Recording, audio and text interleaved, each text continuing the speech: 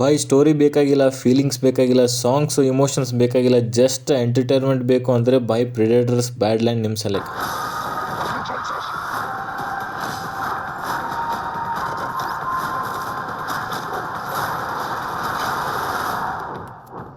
Hi hello ನಮಸ್ಕಾರ.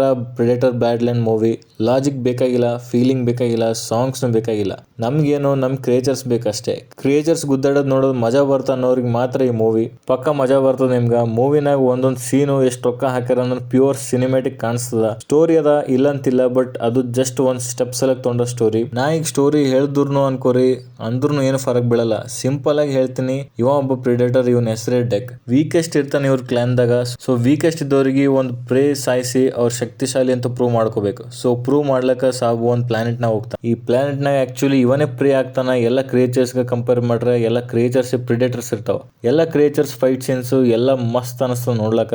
ಇವು creatures ನೋಡ್ಲಕ್ನು ಮಜಾ ಬರ್ತಾವ. ಎಲ್ಲ ಕ್ರಿಯೇಚರ್ಸ್ ವಿ ಆಫ್ ಕಿಲ್ಲಿಂಗ್ ಡಿಫ್ರೆಂಟ್ ಇರ್ತದ. ಇವ ಸರ್ವೈವ್ನು ಮಸ್ತ್ ಆತನ.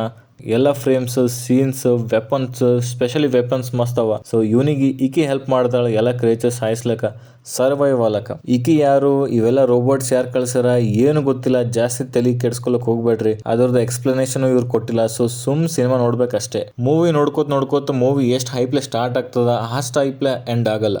ಕ್ಲೈಮ್ಯಾಕ್ಸ್ ಏನೋ ಗ್ರೇಟ್ ತೋರಿಸಬಹುದಾಗಿತ್ತು, ಬಟ್ ಯಾಕೋ ಏನೋ ಗೊತ್ತಿಲ್ಲ. ಸ್ಟೋರಿ ಎಲ್ಲೋ ಫುಲ್ಲಿ ಡಿಪ್ ಆಗ್ತದ. Movie fully one time watchable ಅದ. ಇವ್ರ ಫ್ರಾಂಚೈಸ್ ಇದು ಬೇರೆ ಡಿಫ್ರೆಂಟ್ ಪ್ರಿಡೇಟರ್ಸ್ ಕಂಪೇರ್ ಮಾಡಿದ್ರೆ ಈ ಪ್ರಿಡೇಟರ್ ಅಷ್ಟು ಮ್ಯಾಚ್ ಮಾಡಲ್ಲ. So one time watchable movie.